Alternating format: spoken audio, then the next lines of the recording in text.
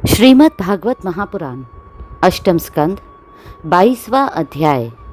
बलि के द्वारा भगवान की स्तुति और भगवान का उस पर प्रसन्न होना। श्री सुखदेव जी कहते हैं, परीक्षित, इस प्रकार भगवान ने असुर राज बलि का बड़ा तिरस्कार किया और उन्हें धैर्य से विचलित करना चाहा, परंतु वे तनिक भी विचलित न हुए। बड़े धैर्य से बोले। दैत्यराज बलि ने कहा, देवताओं के आराध्य देव, आपकी कीर्ति बड़ी पवित्र है। क्या आप मेरी बात को असत्य समझते हैं? ऐसा नहीं है, मैं उसे सत्य कर दिखाता हूँ। आप धोखे में नहीं पड़ेंगे। आप कृपा करके अपना तीसरा पग मेरे सिर पर रख दीजिए। मुझे नरक में जाने का अथवा राज्य से च्युत होने का भय नहीं है। मैं पाश में बंधने अथवा अपार दुख में पड़ने से भी नहीं डरता। मेरे पास फूटी कौड़ी भी न रहे अथवा आप मुझे घोर दंड दे, यह भी मेरे भय का कारण नहीं है। मैं डरता हूँ तो केवल अपनी अपकीर्ति से। अपने पूजनीय गुरुजनों के द्वारा दिए हुए दंड तो जीव मात्र के लिए अत्यंत वांछनीय है, क्योंकि वैसा दंड माता, पिता, भाई और सुहृद भी मोहवश नहीं दे पाते। आप छिपे रूप से अवश्य ही हम असुरों को श्रेष्ठ शिक्षा दिया करते हैं, अतः आप हमारे परम गुरु हैं। जब हम लोग धन, कुलीनता, बल आदि के मद से अंधे हो जाते हैं, तब आप उन वस्तुओं को हमसे छीनकर हमें नेत्र दान करते हैं। आपसे हम लोगों का जो उपकार होता है उसे मैं क्या बताऊं। अनन्य भाव से योग करने वाले योगीगण जो सिद्धि प्राप्त करते हैं, वही सिद्धि बहुत से असुरों को आपके साथ दृढ़ वैर भाव करने से ही प्राप्त हो गई है।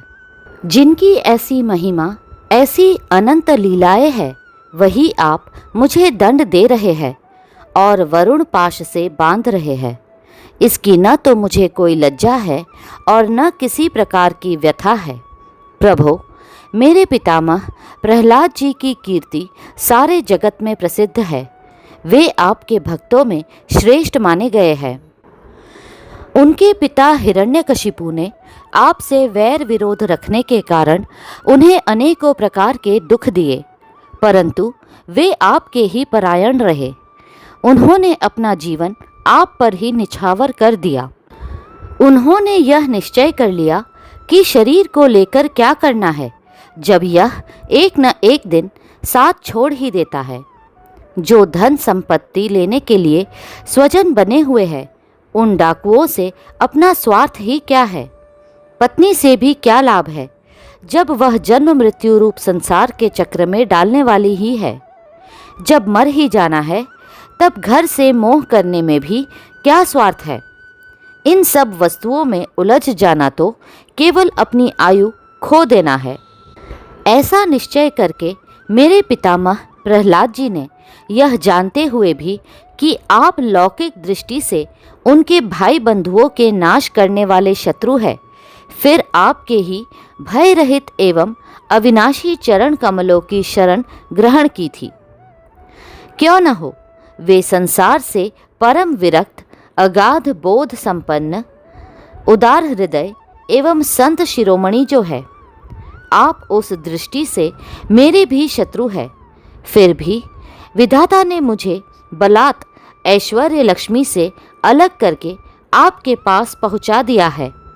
अच्छा ही हुआ, क्योंकि ऐश्वर्य लक्ष्मी के कारण जीव की बुद्धि जड़ हो जाती है और वह यह नहीं समझ पाता कि मेरा यह जीवन मृत्यु के पंजे में पड़ा हुआ और अनित्य है। श्री सुखदेव जी कहते हैं, परीक्षित, राजा बलि इस प्रकार कह ही रहे थे कि उदय होते हुए चंद्रमा के समान भगवान के प्रेम पात्र प्रहलाद जी वहां आ पहुँचे। राजा बलि ने देखा कि मेरे पितामह बड़े श्री संपन्न है।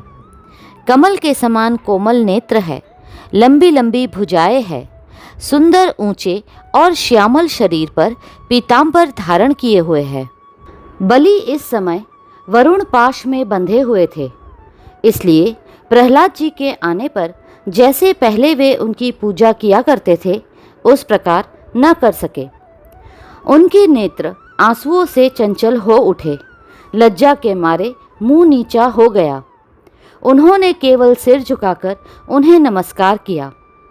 प्रहलाद जी ने देखा कि भक्त वत्सल भगवान वहीं विराजमान है और सुनंद, नंद आदि पार्षद उनकी सेवा कर रहे हैं। प्रेम के उद्रेक से प्रहलाद जी का शरीर पुलकित हो गया। उनकी आंखों में आंसू छलक आए। वे आनंदपूर्ण हृदय से सिर झुकाए अपने स्वामी के पास गए और पृथ्वी पर सिर रखकर उन्हें साष्टांग प्रणाम किया। प्रहलाद जी ने कहा, प्रभु, आपने ही बलि को यह ऐश्वर्यपूर्ण इंद्र पद दिया था, अब आज आपने ही उसे छीन लिया। आपका देना जैसा सुंदर है वैसा ही सुंदर लेना भी। मैं समझता हूँ कि आपने इस पर बड़ी भारी कृपा की है, जो आत्मा को मोहित करने वाली राज्य लक्ष्मी से इसे अलग कर दिया। प्रभु, लक्ष्मी के मद से तो विद्वान पुरुष भी मोहित हो जाते हैं। उसके रहते भला अपने वास्तविक स्वरूप को ठीक ठीक कौन जान सकता है। अतः उस लक्ष्मी को छीनकर महान उपकार करने वाले समस्त जगत के महान ईश्वर, सबके हृदय में विराजमान और सबके परम साक्षी श्री नारायण देव को मैं नमस्कार करता हूँ। श्री सुखदेव जी कहते हैं, परीक्षित, प्रहलाद जी अंजलि बांधकर खड़े थे। उनके सामने ही भगवान ब्रह्मा जी ने वामन भगवान से कुछ कहना चाहा, परंतु इतने में ही राजा बलि की परम साध्वी पत्नी विंध्यावली ने अपने पति को बंधा देखकर भयभीत हो भगवान के चरणों में प्रणाम किया और हाथ जोड़ मुंह नीचा कर वह भगवान से बोली। विंध्यावली ने कहा, प्रभु, आपने अपनी क्रीड़ा के लिए ही इस संपूर्ण जगत की रचना की है। जो लोग कुबुद्धि है वे ही अपने को इसका स्वामी मानते हैं। जब आप ही इसके कर्ता, भर्ता और संहर्ता है, तब आपकी माया से मोहित होकर अपने को झूठ मूठ कर्ता मानने वाले निर्लज्ज आपको समर्पण क्या करेंगे। ब्रह्मा जी ने कहा, समस्त प्राणियों के जीवनदाता, उनके स्वामी और जगत स्वरूप देवादिदेव प्रभु, अब आप इसे छोड़ दीजिए। आपने इसका सर्वस्व ले लिया है, अतः अब यह दंड का पात्र नहीं है। इसने अपनी सारी भूमि और पुण्य कर्मों से उपार्जित स्वर्ग आदि लोक, अपना सर्वस्व तथा आत्मा तक आपको समर्पित कर दिया है एवं ऐसा करते समय इसकी बुद्धि स्थिर रही है। यह धैर्य से च्युत नहीं हुआ है। प्रभु, जो मनुष्य सच्चे हृदय से कृपणता छोड़कर आपके चरणों में जल का अर्घ्य देता है और केवल दुर्वा दल से भी आपकी सच्ची पूजा करता है, उसे भी उत्तम गति की प्राप्ति होती है। फिर बलि ने तो बड़ी प्रसन्नता से धैर्य और स्थिरता पूर्वक आपको त्रिलोकी का दान कर दिया है, तब यह दुख का भागी कैसे हो सकता है। श्री भगवान ने कहा, ब्रह्मा जी, मैं जिस पर कृपा करता हूँ उसका धन छीन लिया करता हूँ, क्योंकि जब मनुष्य धन के मद से मतवाला हो जाता है तब मेरा और लोगों का तिरस्कार करने लगता है। यह जीव अपने कर्मों के कारण विवश होकर अनेक योनियों में भटकता रहता है। जब कभी मेरी बड़ी कृपा से मनुष्य का शरीर प्राप्त करता है, मनुष्य योनि में जन्म लेकर यदि कुलीनता, कर्म, अवस्था, रूप, विद्या, ऐश्वर्य और धन आदि के कारण घमंड न हो जाए तो समझना चाहिए कि मेरी बड़ी ही कृपा है। कुलीनता आदि बहुत से ऐसे कारण हैं जो अभिमान और जड़ता आदि उत्पन्न करके मनुष्य को कल्याण के समस्त साधनों से वंचित कर देते हैं। परंतु जो मेरे शरणागत होते हैं वे इनसे मोहित नहीं होते। यह बलि दानव और दैत्य दोनों ही वंशों में अग्रगण्य और उनकी कीर्ति बढ़ाने वाला है। इसने उस माया पर विजय प्राप्त कर ली है जिसे जीतना अत्यंत कठिन है। तुम देख ही रहे हो, इतना दुख भोगने पर भी यह मोहित नहीं हुआ। इसका धन छीन लिया, राजपद से अलग कर दिया, तरह तरह के आक्षेप किए, शत्रुओं ने बांध लिया, भाई बंधु छोड़कर चले गए, इतनी यातनाएं भोगनी पड़ी। यहाँ तक कि गुरुदेव ने भी इसको डांटा फटकारा और शाप तक दे दिया, परंतु इस दृढ़ व्रती ने अपनी प्रतिज्ञा नहीं छोड़ी। मैंने इससे छल भरी बातें की, मन में छल रखकर धर्म का उपदेश किया, परंतु इस सत्यवादी ने अपना धर्म न छोड़ा।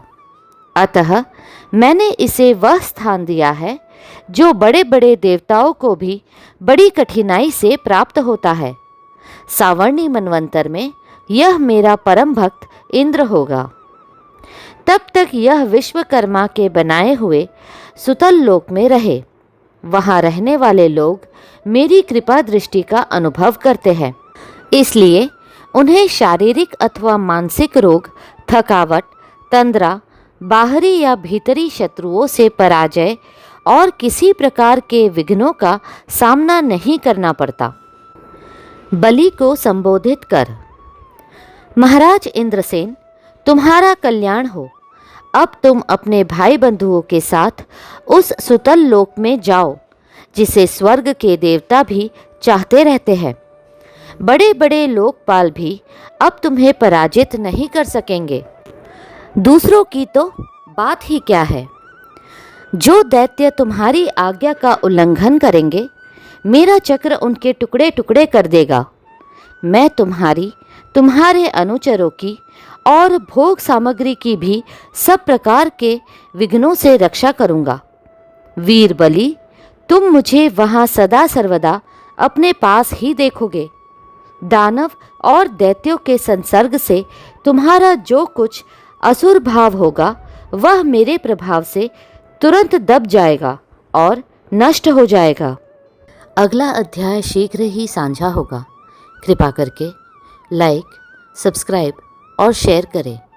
हरे कृष्णा कृष्णा कृष्णा